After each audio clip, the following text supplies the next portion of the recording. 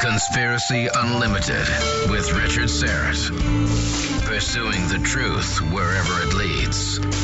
Exposing evil and corruption and the secret machinations of powerful elites. Revealing the high strangeness beneath the surface of our supposed reality. Coming to you from his studio beneath the stairs. Here's Richard Syrett. Welcome to your Friday. Hey, just a reminder, I'm on Coast to Coast AM tonight, sitting in for George Norrie, starting at 10 p.m. Pacific. Check coasttocoastam.com to find a radio station near you. Radio internet host and blogger Mike Williams is standing by to talk about the Paul is Dead legend. This year marks the 50th anniversary of the birth of a rock and roll legend that simply will not die. In fact, it seems to be gaining more adherents. The Paul is Dead legend is this theory that Paul McCartney was killed in a car crash in the fall of 1966. His death was then kept secret, and he was replaced by a look-alike. The Beatles then set about leaving an almost endless trail of clues in their music and on their album cover art to let those with ears to hear and eyes to see that they had perpetrated a hoax. Here to discuss for the next hour is Mike Williams. Mike is a critical thinker and the host of the popular internet radio show The Sage of Quay Radio Hour. He's also the founder of the alternative news blog, Sage of Quay Radio. Mike's radio show and blog is dedicated to awakening the masses and bringing humanity back into our natural existence of living in truth and serving creation. Mike brings his audience information on alternative news, alternative research, conspiracy, holistic healing, the esoteric, spirituality, and much more. Mike and his guests are real people with real knowledge on topics and issues you need to know about. He's also an accomplished musician, singer, and songwriter. His debut album, Leaving Dystopia, was released in February of 2013, and his follow-up, Hollow Moon, was released worldwide on Feb 27th, 2018. Mike Williams, welcome to Conspiracy Unlimited. How are you? Thank you, Richard. It's a pleasure to be here with you. The whole Paul is Dead conspiracy has always been fascinating to me. My late radio partner, our Gary Patterson, wrote one of the definitive books on the subject, The Walrus Was Paul. How did you become interested in the Paul is Dead theory? Well, I was aware of the theory, Richard, going back to around the 1975 timeframe, 74, around there. And in fact, in 1976, when I was in high school, I was a junior, I had put together a lecture. A friend of mine, his older brother, was very much into the conspiracy. So my high school on Long Island was very progressive. So they allowed the students to put together lectures. So I decided I was going to put one together on the Paul is Dead conspiracy. And before we got to the lecture, I remember putting up posters around the school, and I wasn't expecting really that many people to show up. But by the time we got to Doug doing his presentation, the classroom was packed. It was standing room only. So I was well aware of the clues. It's just that, like many other people, I thought it was a marketing ploy, and I just didn't put a lot of stock in being able to replace the guy. And so I always knew about it, but I just let it go. And then in, I guess, 2016, it was the summer of 2016, when I ran across the book, The Memoirs of Billy Shears by Thomas Hugh Harriet. And I can't even tell you that I was looking for a Paul is Dead book.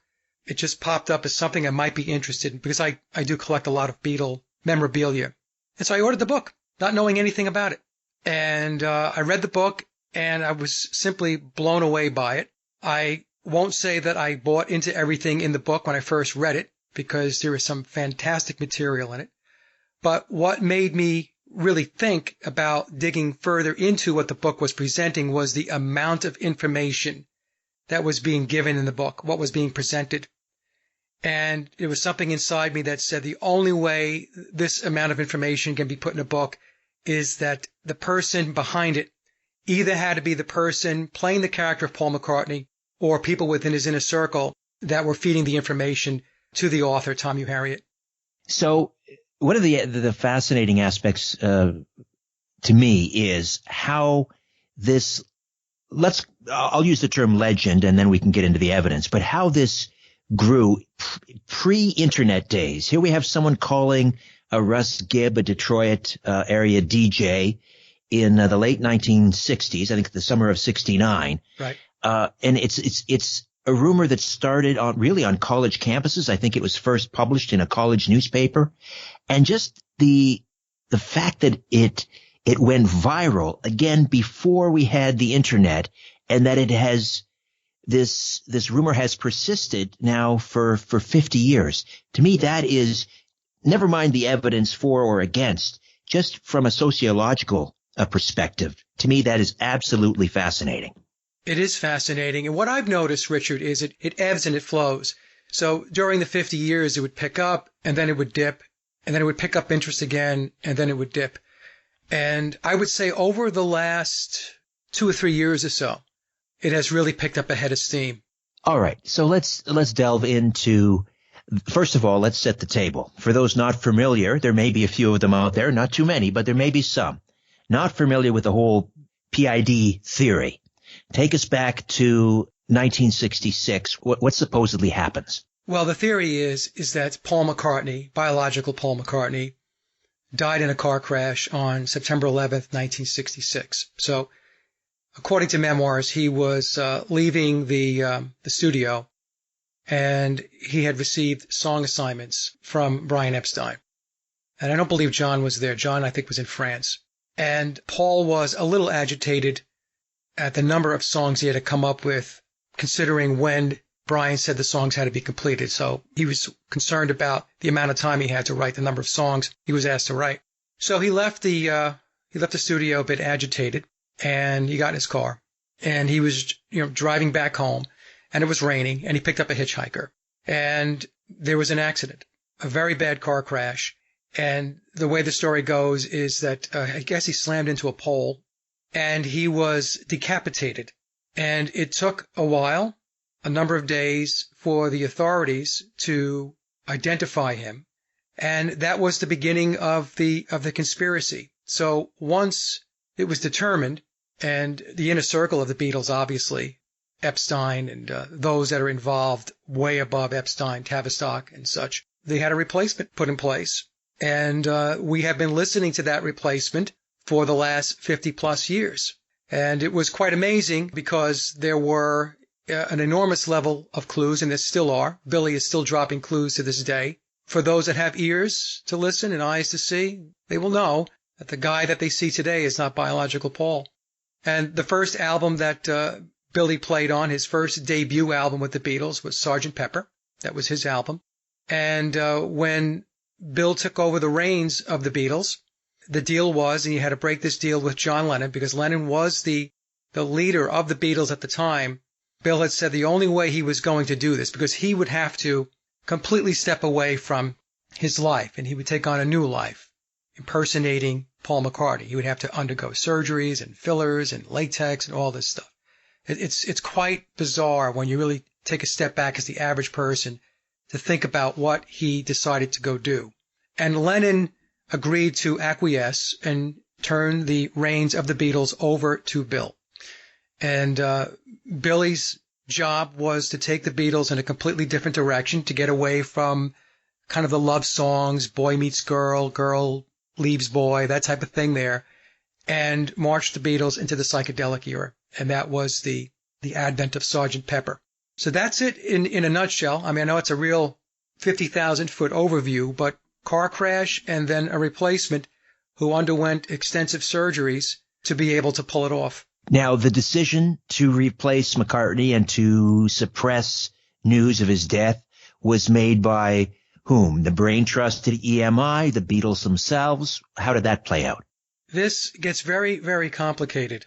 So the average PID researcher is going to tell you that it was Epstein and maybe perhaps a bit of George Martin and so on, but it was way above that. The Beatles were a Tavistock creation and project from the very beginning, from the very onset. So Tavistock looks at the Beatles in 3 phases. Phase 1 was the Beatles with Stuart Sutcliffe and Pete Best. Phase 2 of the Beatles was the biological Paul period up through 1966. and phase 3 was Billy on. So when Paul passed away, when he died, the decisions were made by Tavistock, who were controlling this psychological operation. The Beatles were put in play to social engineer. So some very heavy hitters got together, and they had to make some choices and some decisions as to who was going to replace McCartney. And they already had people in the pipeline. Billy was in the pipeline for a long time. And Billy Shears, of course, we're introduced to him, as you say, on Sgt. Pepper's Lonely Hearts Club Band, and with a little help from my friends. I hope you'll, the opening line about the one and only Billy Shears. But who is Billy Shears? Because there was a Liverpool band that were kind of a knockoff Beatles, Billy Pepper and the Pepper Pots. Right.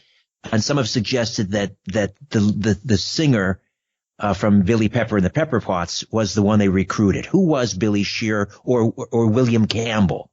Okay, so in the book Memoirs, he says his real name is William Shepherd, but others will refer to him as William Campbell, Billy Shears. I don't get hung up on the last name, Richard, because it's the same person, regardless of whether his last name is Campbell, Shepherd, Jones, Smith, it doesn't matter. But I'm going to use Shepherd because that's the name that he tells us in the book that is his real name. So Billy was a session musician going back into the late 1950s, into the early 1960s. He was born in 1937. He's 5 years older than biological Paul.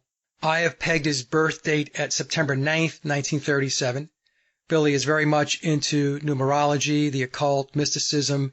So numbers are very, very important to Bill. So I just looked at patterns and I started working some things out, and I do believe his birthday is September 9th, 1937. So again, he's 5 years older than biological Paul, who was born in 1942.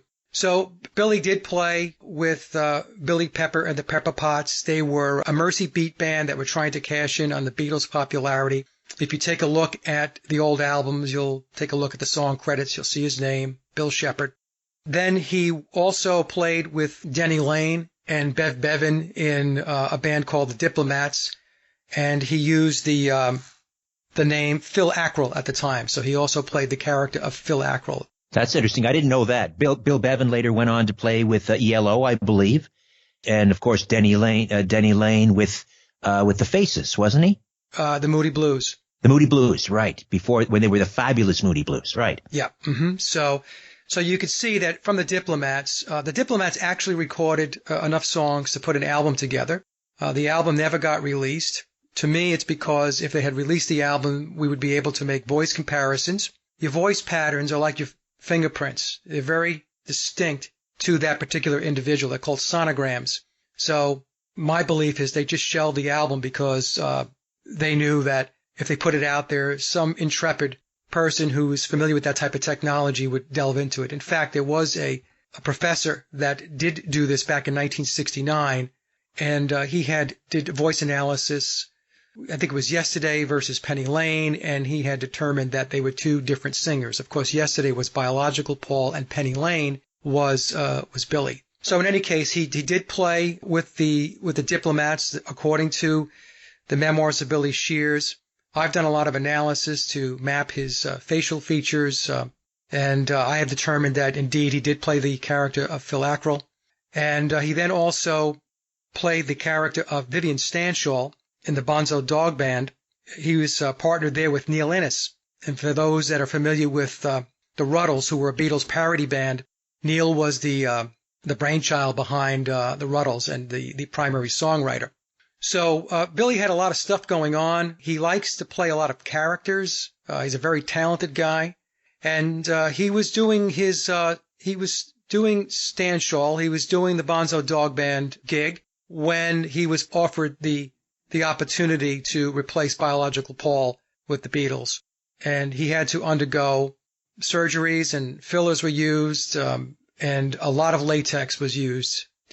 And again, folks have a hard time with this, but this is the case. This is a very, very extravagant psychological operation. It's very, very deep, and it's difficult for some people to get their heads wrapped around how deep the rabbit hole is. But this is a conspiracy that encompasses MK Ultra. It encompasses, as I mentioned, Tavistock, the deep state, It includes magic. There's a lot of elements of Aleister Crowley embedded and weaved into the Beatle myth.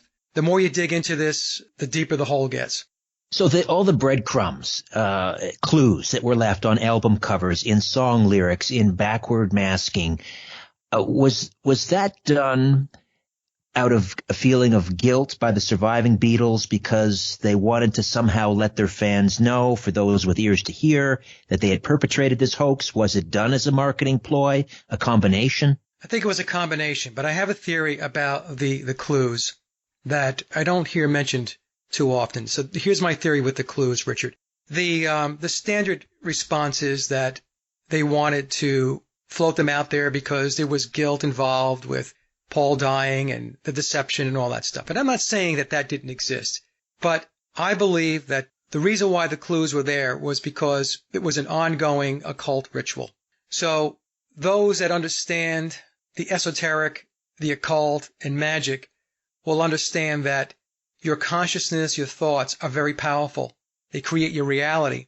And so whenever there is an occult underpinning, underbelly of something, they are looking to bring in as much consciousness and focus to their objectives, to their agenda, because by doing this, it will help to manifest the end result that the magician or the occultist is looking to do, what they're looking to end up with.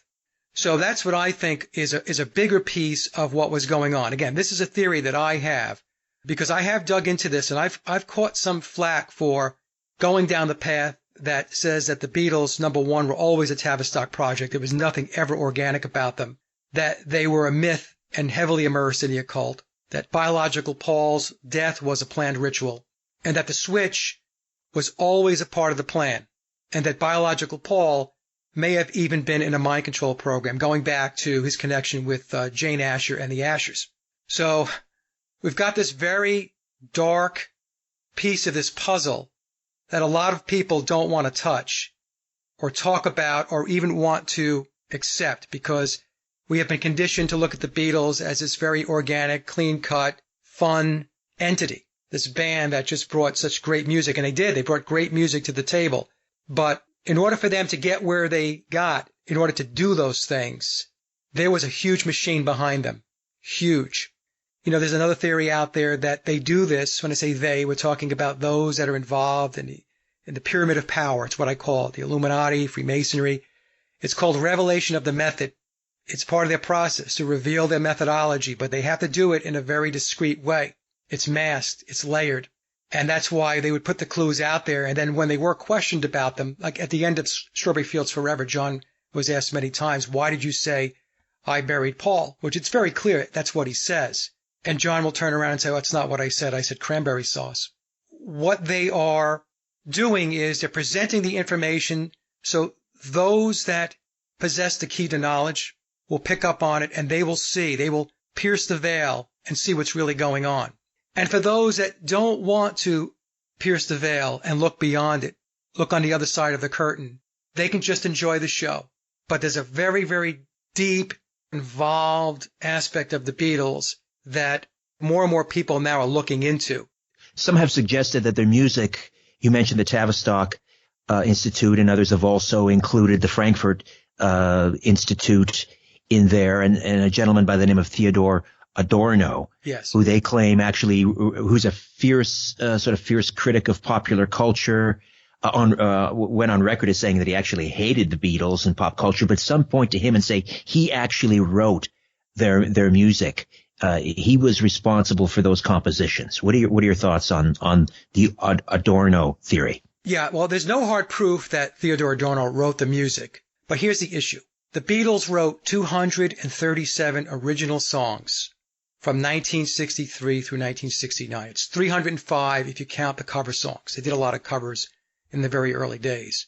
Writing 237 original songs from 63 to 69 is deemed highly improbable by many professional songwriters.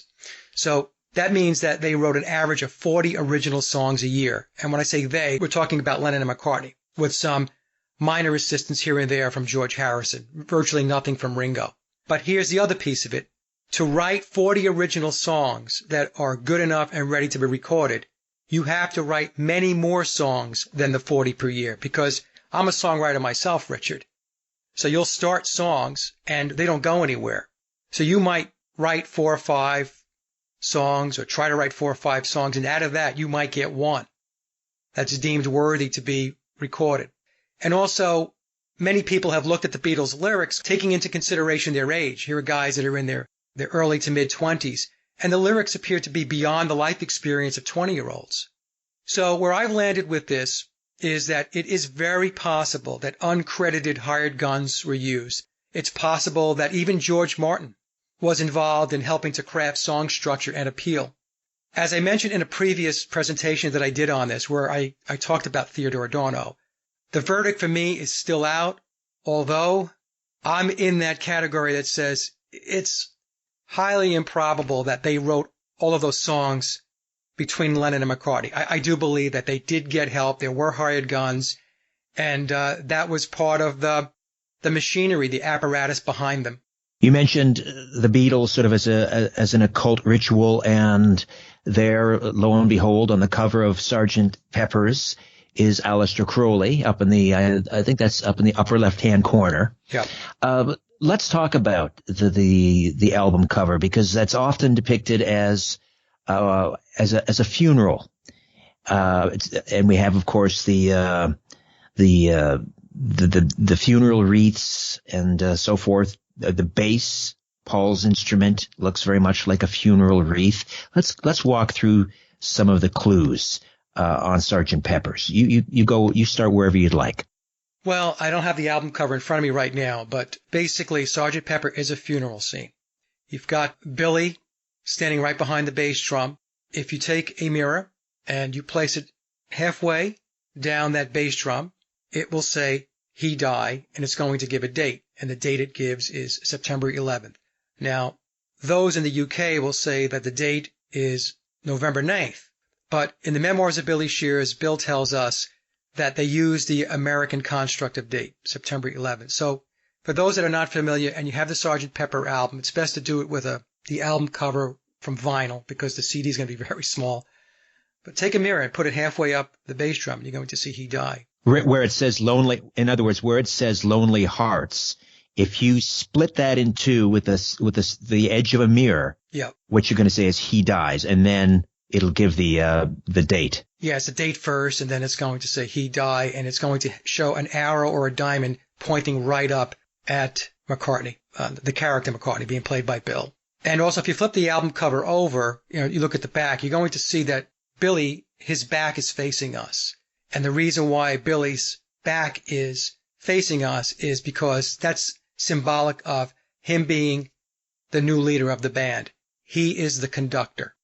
There are many, many clues. When they did the album cover, again, this is coming out of memoirs. There's an entire chapter titled Masonic Checkmate. And Bill tells us virtually everything that is in that album cover, all Masonic clues. Where everybody is looking, Richard, if you start to take rulers and you start drawing straight lines and all this, it's all geometric. I know this sounds absolutely crazy, but this is the amount of work and effort that went behind putting this together. Billy is a very high-level Freemason. Today, I am convinced that he is above the 33rd degree, and he is in what I refer to as the illuminated degrees. So Billy was not just some schlep they pulled off the streets. Billy has blue blood. His lineage goes back to William Wallace. Mel Gibson played the character in Braveheart. He is formally trained in music. He's highly skilled. He can read, write, and score music. We have always been told that none of the Beatles can read music. Well, none of the original 4 Beatles or the Phase 2 Beatles, John, George, Ringo, and Paul, could read music, but Billy can. This is why we have Billy conducting orchestras and writing scores. There's an album out that he did an orchestra arrangement of his album Ram. It's called Percy Thrillington. That's Bill who did all that. He scored the entire thing for an orchestra, and he oversaw the entire project. I'm sure he even conducted it, if not played on it. It's fascinating because, again, our Gary Patterson always used to joke that if this was true, somehow they managed to find a left-handed bass player more talented than the original? Because I think you could make that argument, although, the biological Paul, as you call him, composed yesterday. But if we look at the body of work after 1966, one could argue that the faux Paul is more talented than the original. What are your thoughts there? Well, a lot of people will make that argument. So here's where I stand on this. A lot of people like to beat up on Bill and say he's not as talented as Paul and all this. I don't subscribe to that one bit. We had biological Paul McCartney in the equation for 2.5 years. So I'm going from 1963 through September of 1966, right? 2.5 to 3 years. For the last 50 plus years, the person that has been writing the music as Paul McCartney is Bill. And he's a very, very talented guy. Now, he is right-handed naturally. He's a natural right-handed guitar player. He had to teach himself how to play left-handed. And in the book, he states that when he records, he still plays right-handed. But think about the skill and determination it had to take for a right-handed guitar player to become very adept at playing left-handed. Paul McCartney was a very good bass player, but I think that Bill, when he's playing right-handed, is probably just as good as biological Paul. Left-handed, I've noticed that, especially during the period after 1966, well, I should probably say this. During the Wings years when he was playing live, I noticed that the bass lines were a little more simplified when he was playing live. Recording, they sounded okay because he was playing right-handed in the studio. And it was okay for him to play right-handed in the studio because the people who were in the studio with him all knew he wasn't biological Paul, so it was fair game.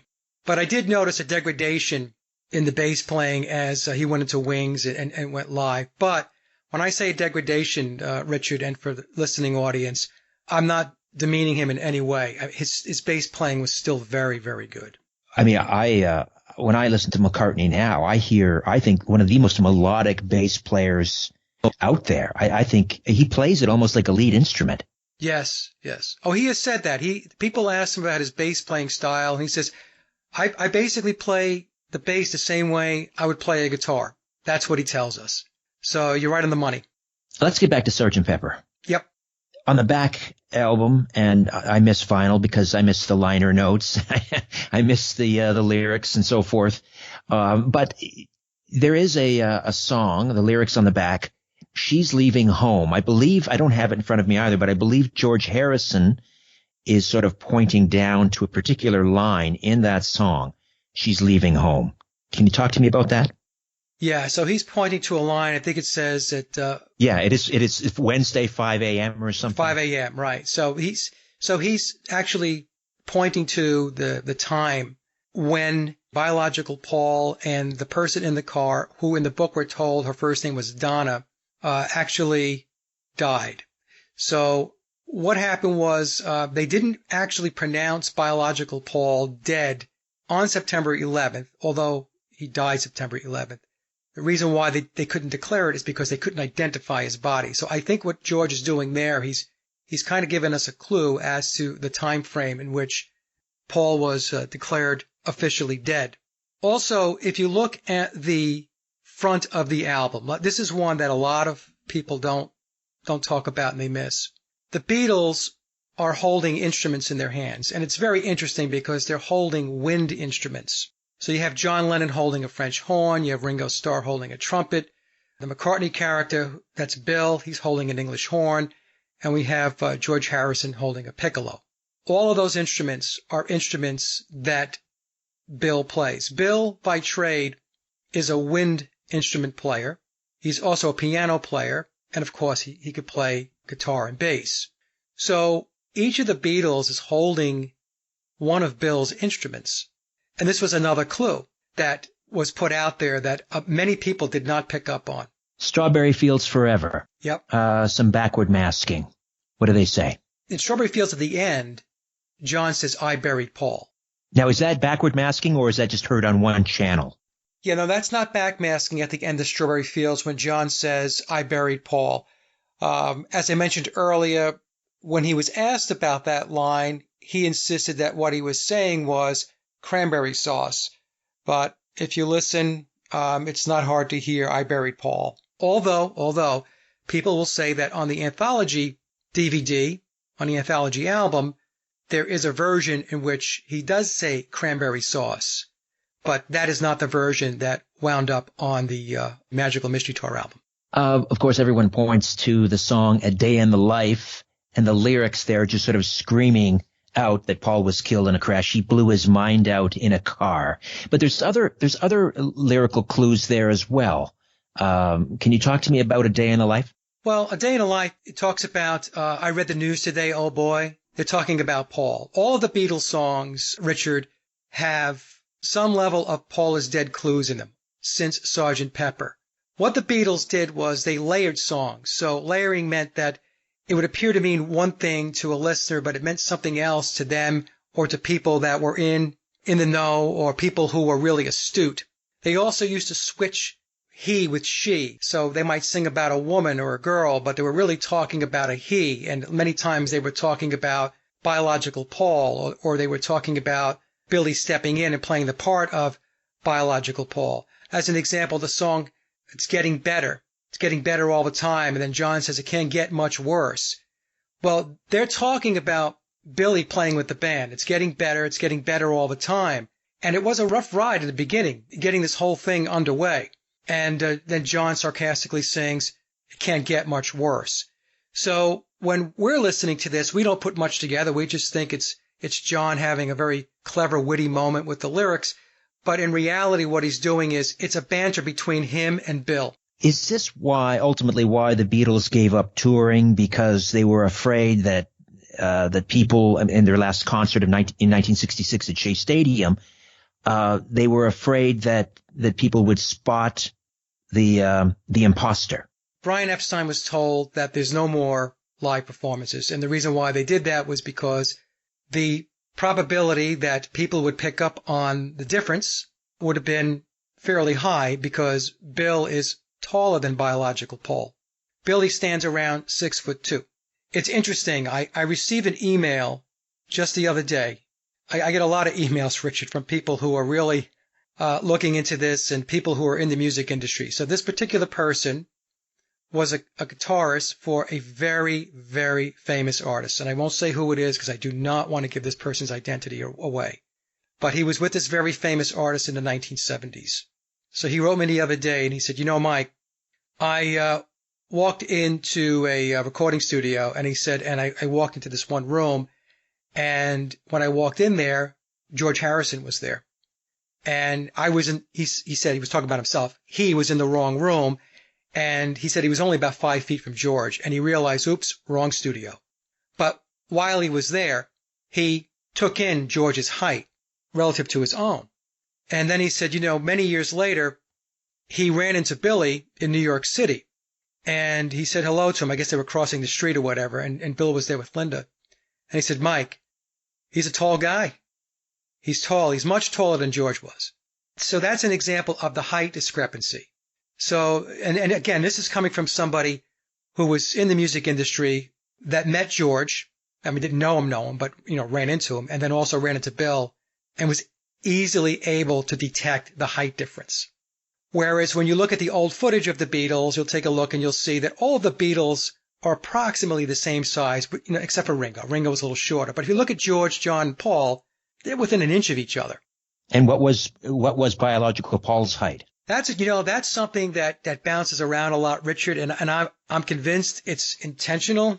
So if I go back to one of my old albums, it says that Paul is 5'11". Biological Paul was 5'11".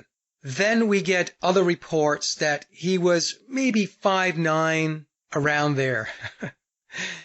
And we have Billy, who stands at over 6 foot, 6'2". So I want to say that in my research, I have found Paul to be anywhere between 5'9" and 5'11".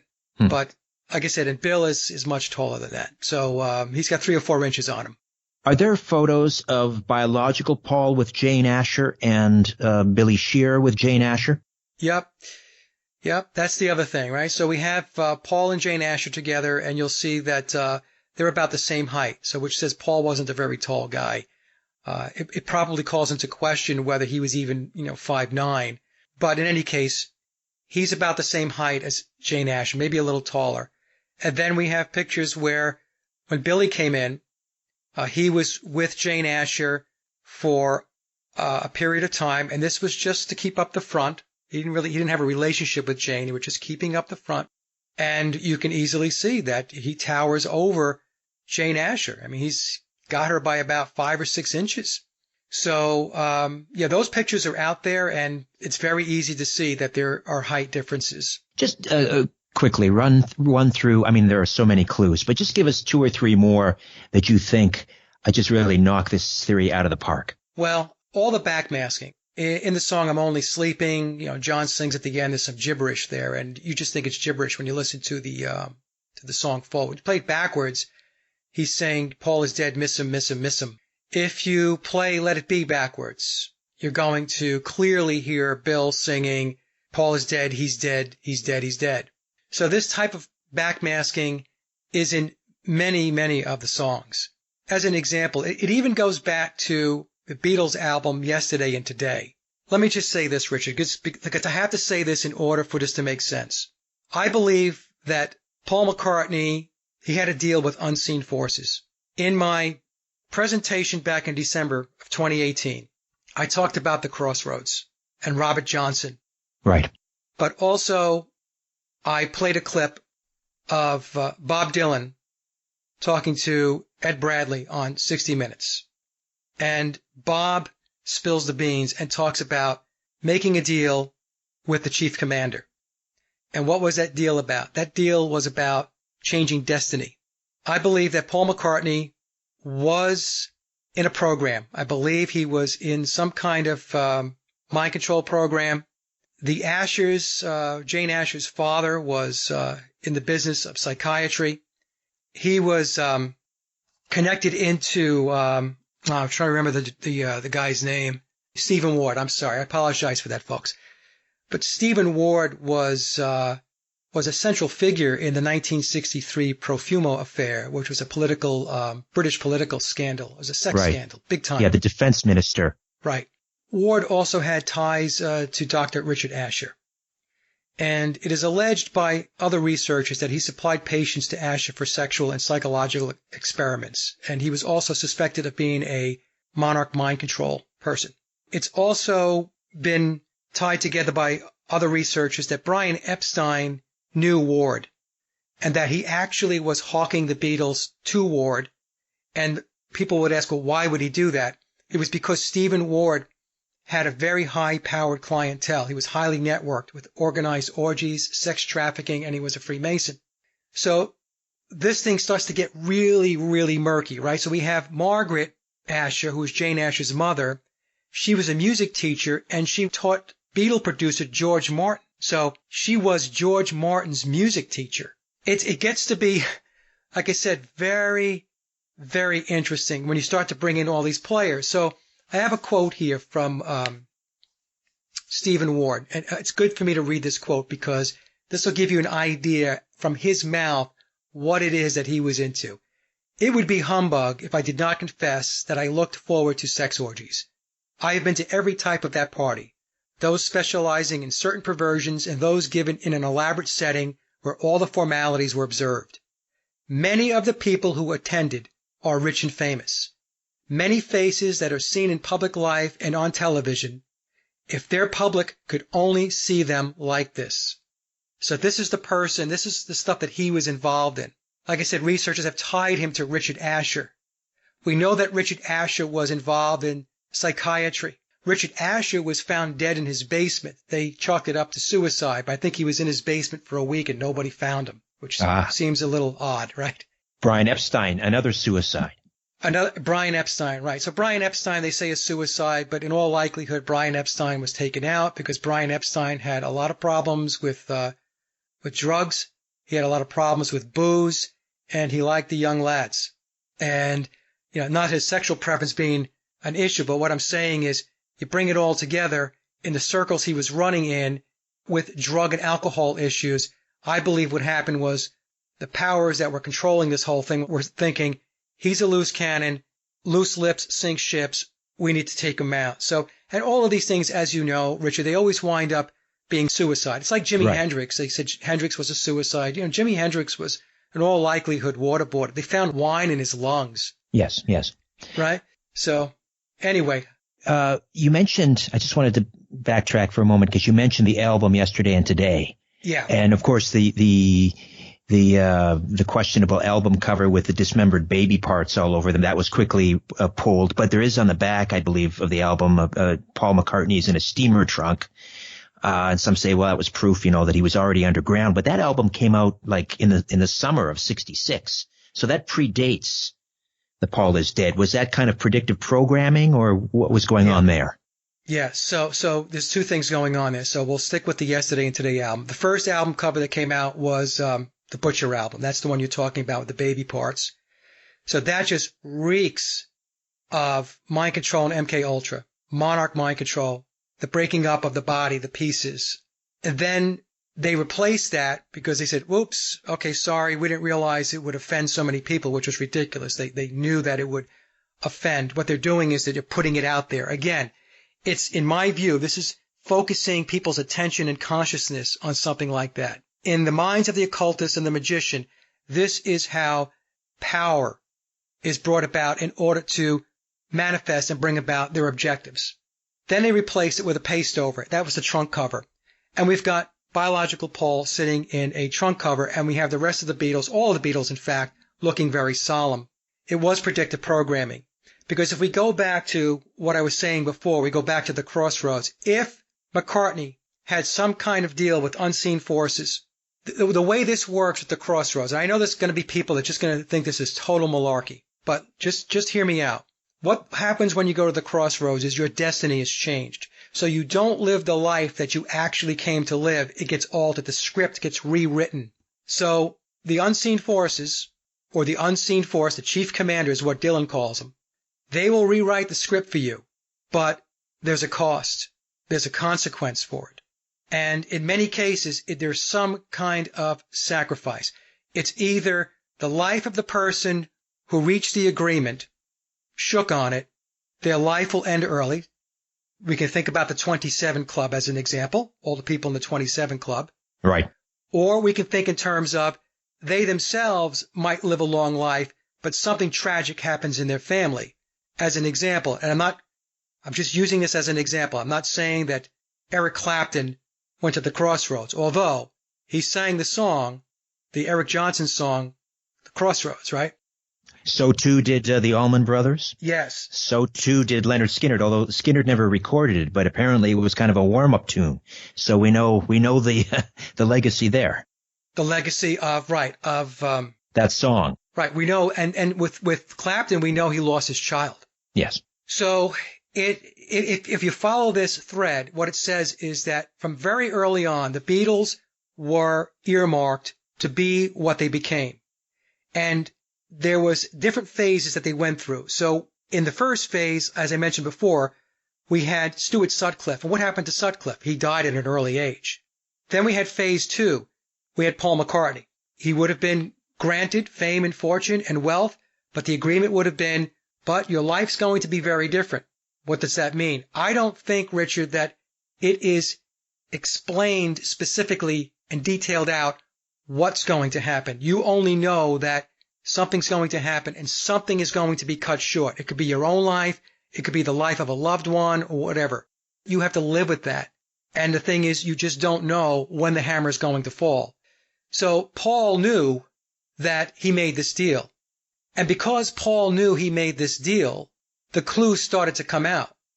He started writing songs like Yesterday, which we are told came to him in a dream. Okay, came to him in the dream. The entire song came to him in a dream. All right, well, perhaps that was some kind of mind control initiation, some kind of mind control plant that song lyrics are put into his head. And he's thinking, it came to me in a dream. We have Eleanor Rigby. And Eleanor Rigby talks about death. Yesterday, like we mentioned, I'm not half the man I used to be. We have the trunk cover. If you take a look at the songs on Yesterday and Today, if you look at the sequence of songs, it's actually telling us a story. It's talking about Drive My Car. It has Yesterday. It has Act Naturally, which would be a a message to Billy, just act naturally, Billy. I would ask the folks, I don't have the album in front of me, too bad. If I had known we were going to talk about this, I would have pulled the albums, but take a look at the song sequence and see that it makes sense.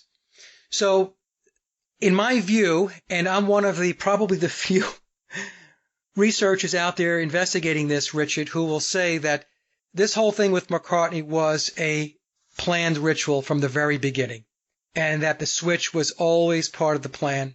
It's occulted.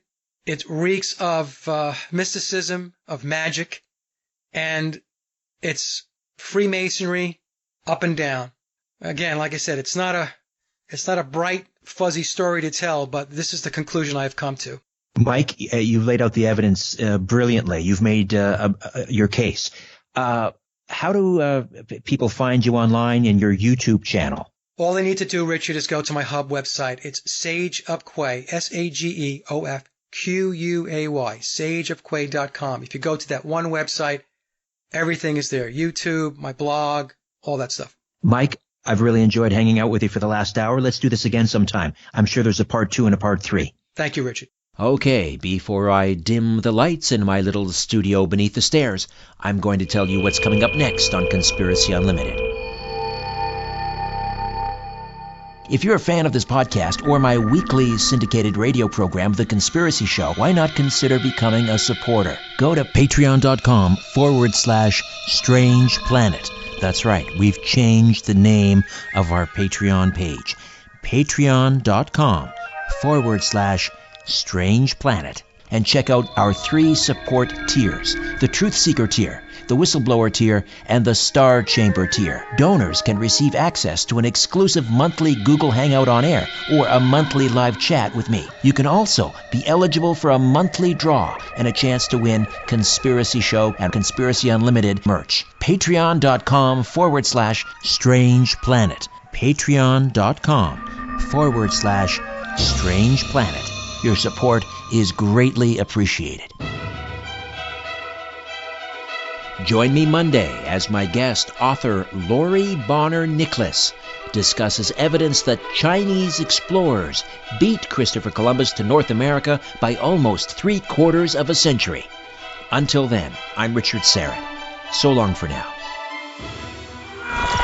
A new Conspiracy Unlimited with Richard Syrett drops every Monday, Wednesday, and Friday at conspiracyunlimitedpodcast.com. Blow your mind.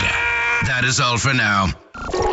Oh, and remember to share and give a 5-star review because we have huge egos and need love. We're like cats. We need constant petting.